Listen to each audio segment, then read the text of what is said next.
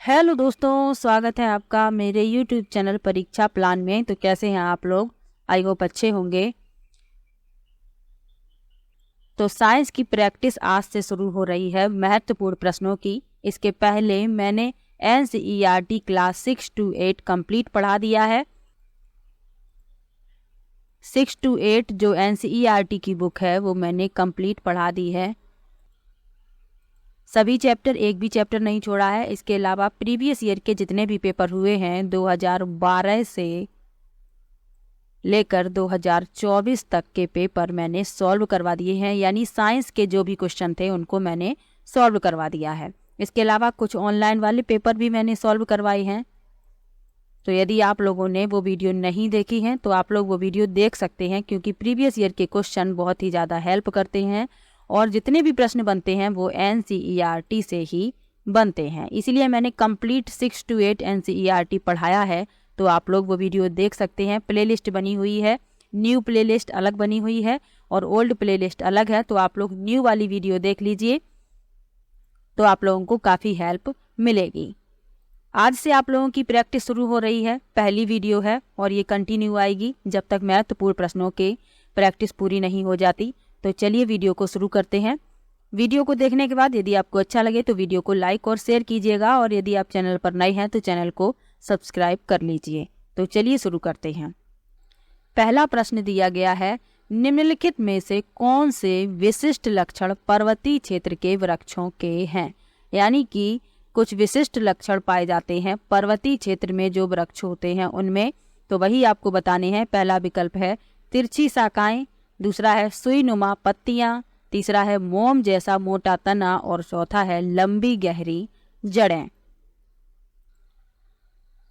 तो पर्वतीय क्षेत्रों में जो वृक्ष पाए जाते हैं उनमें तिरछी शाखाएं यानी स्लोपिंग ब्रांचेस होती हैं और सुई नुमा पत्तियां होती हैं।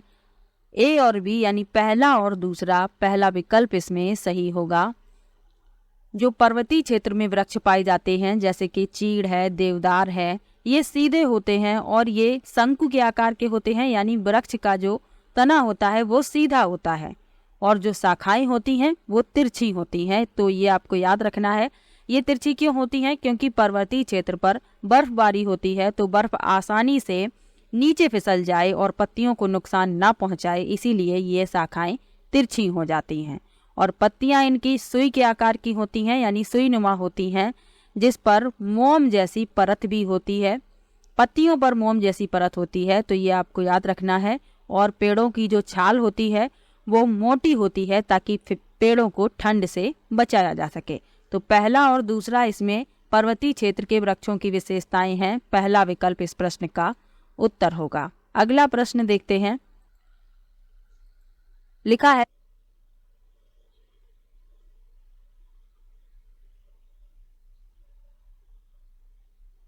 अगला प्रश्न दिया गया है, हवा से तेल में गति करने वाली प्रकाश की किरण के लिए निम्न में से कौन सा कथन सत्य है। यानी कि प्रकाश की किरण हवा से तेल में गति कर रही है। तो लिखा है प्रकाश की गति कम हो जाएगी और किरण अवलंब की ओर झुक जाएगी। दूसरा विकल्प है प्रकाश की गति बढ़ जाती है और किरण अवलंब से दूर झुक जाती है। तीसरा है प्रकाश की गति बढ़ जाती है और किरण अवलंब की ओर झुक जाती है। और चौथा है प्रकाश की गति कम हो जाती है और किरण अवलंब से दूर झुक जाती है। तो वायु कैसा है? विरल माध्यम है। और तेल कैसा है? सघन माध्यम है। तो जब प्रकाश की किरण विरल माध्यम से सघन माध्यम की ओर जाती है तो क्या होता है कि वह अवलंब की ओर झुक जाती है और उसकी गति भी कम हो जाती है। यानी कि पहला विकल्प इसमें सही होगा।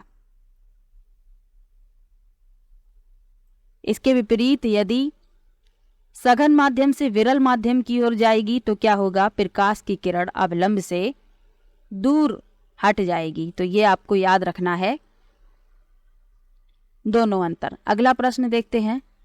एक चुंबक दो टुकड़ों में टूट गया, अगर इन दोनों टुकड़ों को पास लाया जाए तो दोनों, पहला विकल्प है एक दूसरे को आकर्षित करेंगे, दूसरा है एक दूसरे को प्रतिकर्षित करेंगे, तीसरा है आकर्षित करेंगे या प्रतिकर्षित करेंगे, और चौथा है न आकर्षित करेंगे न प्रतिकर्षित करेंगे। तो यदि चुंबक दो टुकड़ों में टूट गया है और दोनों टुकड़ों को पास लाया जाएगा तो या तो वे आकर्षित करेंगे या प्रतिकर्षित करेंगे, क्योंकि चुंबक के जो ध्रुव होते हैं विपरीत ध्रुव एक दूसरे को आकर्षित करते हैं और समान ध्रुव एक दूसरे को प्रतिकर्षित करते हैं। तो जब विपरीत ध्रुव पास में आएंगे तो आकर्षित करेंगे और समान ध्रुव आएंगे तो प्रतिकर्षित करेंगे, इसीलिए सी विकल्प इसमें सही है। अगला प्रश्न देखते हैं। लिखा है निम्नलिखित में से कौन सा युग्म एसिड बेस इंडिकेटर यानी अम्ल क्षार संकेतक के रूप में उपयोग में लाया जा सकता है। पहला है लाल बंद गोभी का पत्ता और हल्दी, दूसरा है नमक और हल्दी, तीसरा है केले की पत्तियां और बंद गोभी की पत्तियां, और चौथा है नींबू का रस और हल्दी। तो इसमें पूछा गया है कि अम्ल क्षार संकेतक के रूप में उपयोग में लाया जा सकता है, तो लाया जा सकता है लाल बंद गोभी का पत्ता और हल्दी को। पहला विकल्प इसमें सही होगा। तो सबसे पहले अम्ल और क्षार के बारे में जान लीजिए। अम्ल जो है स्वाद में खट्टे होते हैं और ये नीले लिटमस को लाल कर देते हैं, जैसे सिरका है, नींबू का रस है, ये सभी क्या हैं? अम्ल हैं। क्षार ये स्वाद में कड़वे होते हैं और छूने पर साबुन जैसा महसूस होता है इन्हें छूते हैं जब, और ये लाल लिटमस को नीला कर देते हैं। अब इसमें ये कहा गया है कि अम्ल क्षार संकेतक के रूप में यानी एसिड बेस इंडिकेटर के रूप में लाल बंद गोभी का पत्ता और हल्दी को उपयोग में लाया जा सकता है। तो लाल बंद गोभी का जो पत्ता है ये प्राकृतिक अम्ल क्षार सूचक है, यानी कि प्राकृतिक नेचुरल एसिड बेस इंडिकेटर है, तो आपको याद रखना है। और ये क्या करता है, ये अम्लीय विलयन में लाल रहते हैं, यानी कि लाल बंद गोभी के पत्ते अम्लीय विलयन में लाल ही रहते हैं लेकिन क्षारीय विलयन में हरे हो जाते हैं, तो आपको ये याद रखना है। और हल्दी भी एक प्राकृतिक सूचक है, तो यह अम्लीय विलयन में कैसी होती है, पीली ही रहती है लेकिन क्षारीय विलयन में लाल हो जाती है। जब कभी भी आपने देखा होगा कि आपके सफ़ेद कपड़े पर किसी सब्जी का या हल्दी का दाग लग जाता है और जब आप उस पर साबुन रगड़ देते हैं तो वह जगह लाल हो जाती है, यानी हल्दी जो है क्षारीय विलयन में लाल रंग देती है, तो आपको याद रखना है। और अम्लीय विलयन में इसका रंग अपरिवर्तित रहता है। इसी तरीके से लाल बंद गोभी का पत्ता अम्लीय विलयन में लाल ही रहता है लेकिन क्षारीय विलयन में हरा हो जाता है। पहला विकल्प इसमें सही है। अगला प्रश्न है, रीता किसी पात्र में अचार रखना चाहती है, इसके लिए सबसे अच्छा पात्र कौन सा हो सकता है? पहला विकल्प है एल्युमिनियम, दूसरा है कांच, तीसरा है कॉपर यानी तांबा, और चौथा है पीतल यानी कि बिरास।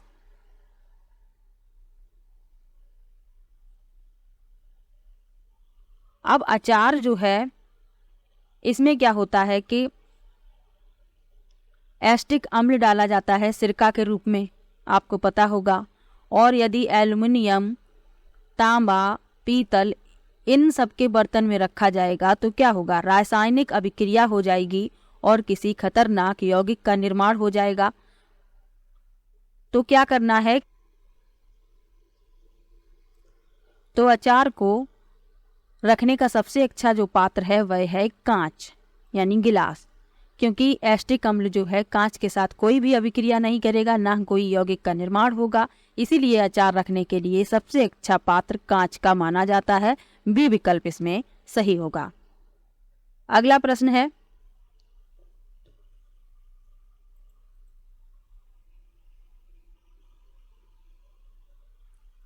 लिखा है एक पदार्थ एम को चम्मच में गर्म करके तुरंत एक गैस के मर्तबान में रखकर ढक दिया जाता है।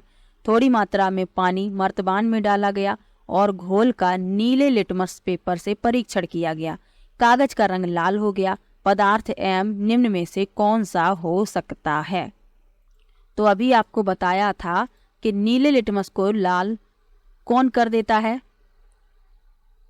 यहाँ पर लिखा हुआ है कि नीले लिटमस पेपर से परीक्षण किया गया तो क्या हो गया, कागज का रंग लाल हो गया। तो नीले लिटमस को लाल कर देते हैं अम्ल। अब इसमें से अम्ल कौन है? पहला विकल्प दिया गया है सोडियम, दूसरा एल्युमिनियम, तीसरा है मैग्नीशियम और चौथा है सल्फर। तो अम्ल क्या है? सल्फर। चौथा विकल्प इसमें सही होगा। प्रश्न का उत्तर आपको ये पढ़ने से ही मिल जाएगा। अगर आपको पता होगा कि नीले लिटमस को लाल कौन कर देता है, अम्ल कर देता है, तो आप तुरंत ही प्रश्न का उत्तर जान जाएंगे। डी विकल्प इसमें सही होगा। अगला प्रश्न देखते हैं। लिखा है निम्नलिखित में से कोई एंजाइम नहीं होते हैं। पहला विकल्प है किसमें कोई एंजाइम नहीं होते हैं, ये पूछा गया है। पहला विकल्प है पित्त रस, दूसरा है अग्नाशय रस, तीसरा है आमाशयी रस और चौथा है लसीका रस। तो पित्त रस में कोई भी एंजाइम नहीं होते हैं, पहला विकल्प इसमें सही है। पित्त रस का स्रावण यकृत में होता है और इसका जो एकत्रण है या भंडारण है पित्ताशय में होता है। तो आपको ये याद रखना है, इसमें कोई भी एंजाइम नहीं होते हैं और ये वसा के पाइसीकरण में मदद करता है और वसा को बहुत छोटे मिसेल में तोड़ देता है। तो ये आपको याद रखना है। अगला प्रश्न है, लिखा है हमारे प्रबाहु में कोहिनी का जोड़ घर के दरवाजे के कब्जे के भांति चलता है, यह कौन सा जोड़ है। ये वाला लेसन जब पढ़ाया था तो उसमें सभी जोड़ बताए थे, यदि आपने वो वीडियो देखी है तो आपको पता होगा। पहला विकल्प है कंदुल खल्लिका संधि, जिसे कहते हैं बाल एंड सॉकेट जॉइंट। दूसरा है कीलक या धुराग्रीय संधि, तीसरा है हेंज संधि और चौथा है स्थिर संधि। तो इसमें जितने भी विकल्प लिखे हुए हैं सबके बारे में जान लेते हैं, कौन सी संधि यानी जॉइंट कहाँ पे पाया जाता है। तो सबसे पहले लिखा है कंदुल खल्लिका संधि, तो ये पाई जाती है, जिसे बाल एंड सॉकेट जॉइंट कहते हैं, ये पाई जाती है कंधे और बाह के बीच में और ये सभी दिशाओं में गति की अनुमति भी देती है। तो इसको याद रखना है, ये पाई जाती है कंधे और बाजू के बीच में। अगला लिखा है कीलक या धुराग्रीय संधि, ये पाई जाती है गर्दन और सिर के बीच में। तो इसको याद रखना है, ये गर्दन और सिर के बीच में पाई जाती है और यह आगे पीछे करने की अनुमति देती है। तो ये भी आपको याद रखना है। हेंज संधि, यही इस प्रश्न का उत्तर है। ये कोहिनी का जोड़ घर के दरवाजे के कब्जे की भांति चलता है जो प्रबाहु में होता है, तो इसमें होता है हिंज जॉइंट। तीसरा विकल्प इसमें सही है।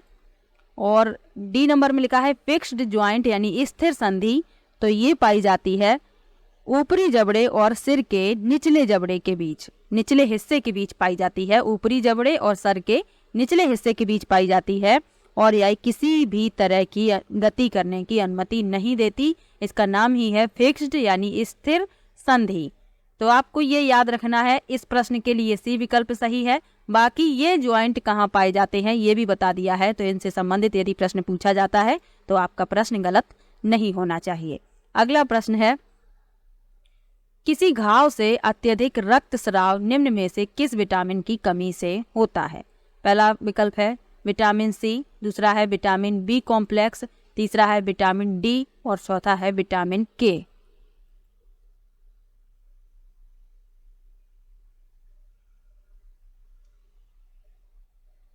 तो यदि किसी के घाव से अत्यधिक रक्तस्राव होता है तो उसको विटामिन के की कमी है। डी विकल्प इसमें सही है। तो आपको याद रखना है डी विकल्प इसमें सही है, विटामिन के। विटामिन ए की कमी से कौन सा रोग होता है, तो विटामिन ए की कमी से रतौंधी रोग हो जाता है। विटामिन बी की कमी से बेरी हो जाता है। विटामिन सी की कमी से स्कर्वी रोग हो जाता है और विटामिन डी की कमी से रिकेट्स रोग हो जाता है। तो ये भी आपको साथ में याद रखने हैं। अगला प्रश्न देखते हैं।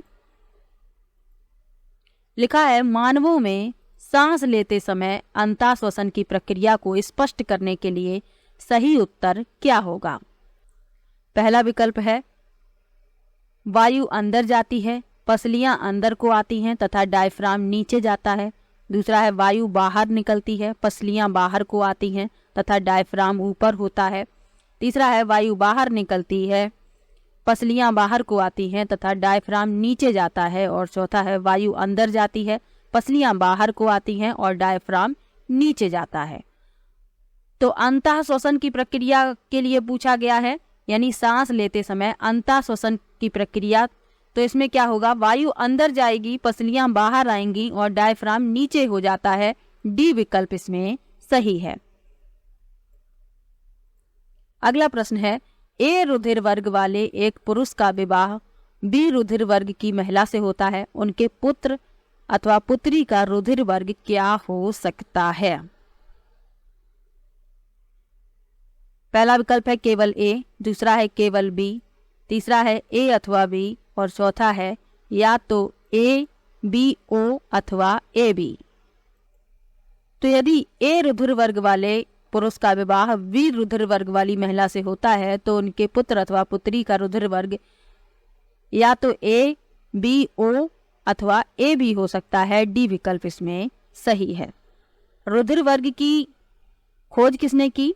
तो कार्ल लैंड स्टीनर ने की, तो ये आपको याद रखना है। और डेका स्टेलो और स्टर्ल ने ए बी रुधिर वर्ग की खोज की। अब एक प्रश्न और पूछा जाता है कि जो सर्वदाता ब्लड ग्रुप है, यानी वो सभी को ब्लड दे सकता है, कौन सा ब्लड ग्रुप है जो सभी को दिया जा सकता है? तो वह है ब्लड ग्रुप ओ। आपको ये याद रखना है। और जो ए बी ब्लड ग्रुप है ये सर्व ग्राही होता है, तो आपको ये भी याद रखना है। ये भी प्रश्न पूछे जाते हैं। अगला प्रश्न है, मकरंद को मधु या शहद में बदलने की प्रक्रिया में पानी की मात्रा के संदर्भ में निम्न में से कौन सा विकल्प सही है? पहला है यह बढ़ जाती है, दूसरा है यह घट जाती है, तीसरा है इसमें बदलाव नहीं होता और चौथा है यह बढ़ सकती है या घट सकती है। तो मधुमक्खियों द्वारा मकरंद को शहद में, मकरंद क्या होता है? फूलों का रस होता है, तो उसको शहद में बदलने की प्रक्रिया में जल की जो मात्रा है वह घट जाती है। बी विकल्प इसमें सही है। तो शहद जो है लार मिश्रित मकरंद यानी फूलों का रस होता है और यह शहद की थैली में जमा होता है, तो ये आपको याद रखना है। इसके अलावा शहद में मुख्य रूप से ग्लूकोज, फ्रक्टोज और अन्य शर्करा जैसे माल्टोज, सुक्रोज आदि होते हैं, तो ये भी आपको याद रखना है। मधुमक्खी की छत्ते में 3 प्रकार की मधुमक्खियां पाई जाती हैं, रानी मधुमक्खी, श्रमिक मधुमक्खी और नर मधुमक्खी। तो रानी मधुमक्खी अंडे देने का कार्य करती है। नर मधुमक्खियां कोई विशेष कार्य नहीं करती और कुछ ही नर मधुमक्खियां छत्ते में होती हैं। इसके अलावा श्रमिक मधुमक्खी छत्ते के लिए बहुत महत्वपूर्ण होती हैं। ये छत्ते बनाने का कार्य, फूलों से रस एकत्र करने का कार्य, शहद बनाने का कार्य और बच्चे पालने का कार्य करती हैं। तो ये बहुत ही ज़्यादा महत्वपूर्ण होती हैं छत्ते के लिए, तो आपको ये सब भी साथ में याद रखना है। अगला प्रश्न देखते हैं। लिखा है, मछलियों के शरीर की सतह को सूक्ष्म जीवियों से होने वाले क्षय से किस चीज की उपस्थिति रक्षा करती है? पहला है शल्क, दूसरा है श्लेष्म झिल्ली या परत, तीसरा है मीन पक्ष और चौथा है चर्बी। तो मछलियों के शरीर की सतह को सूक्ष्म जीवियों से होने वाले क्षय से श्लेष्म झिल्ली या परत रक्षा करती है। बी विकल्प इसमें सही है।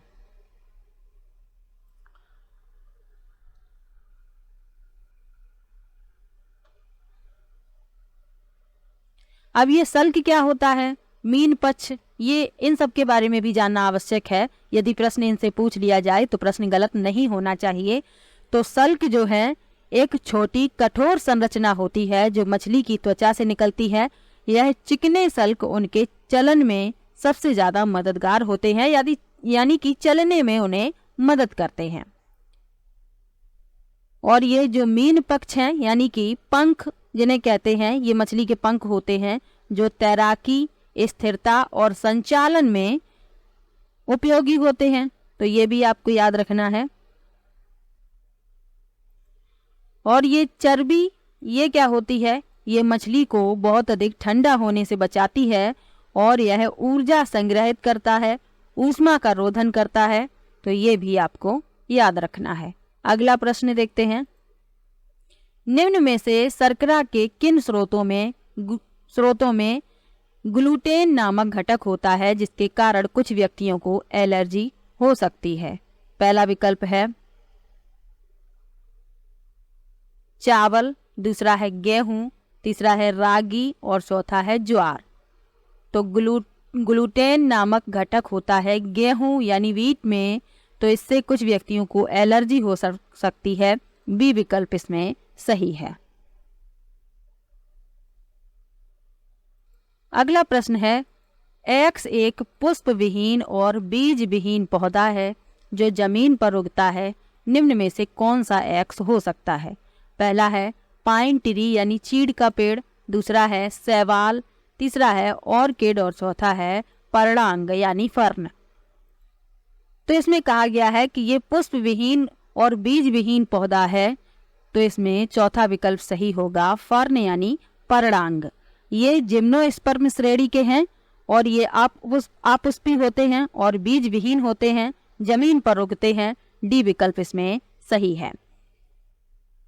चीड़ का पेड़ ये जिम्नोस्पर्म श्रेणी के हैं, बीज युक्त हैं, लेकिन ये बीज युक्त हैं और इसमें पूछा गया था बीज विहीन, इसीलिए डी विकल्प इसमें सही है।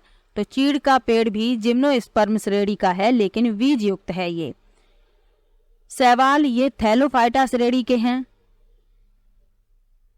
और ऑर्किड एक बीज पत्री पुष्पी पादप है, तो ये भी आपको याद रखना है। तो आज के वीडियो में 15 प्रश्न लिए थे। किसी भी प्रश्न में आपको डाउट हो तो कमेंट बॉक्स में जरूर लिखिएगा। इसके अलावा यदि आपने प्रीवियस ईयर के क्वेश्चन की वीडियो नहीं देखी है तो आप वो वीडियो देख लीजिए, क्योंकि प्रीवियस ईयर के क्वेश्चन सबसे ज़्यादा हेल्प करते हैं। इसके अलावा NCERT भी मैंने कंप्लीट पढ़ाई है, तो आप लोग अभी वक्त है, समय है, आप लोग वो वीडियो भी देखकर कंप्लीट कर सकते हैं। इस बार का मौका आपका छूटना नहीं चाहिए और CTET एग्ज़ाम इस बार क्लियर होना चाहिए। तो चलिए मिलते हैं नेक्स्ट वीडियो में।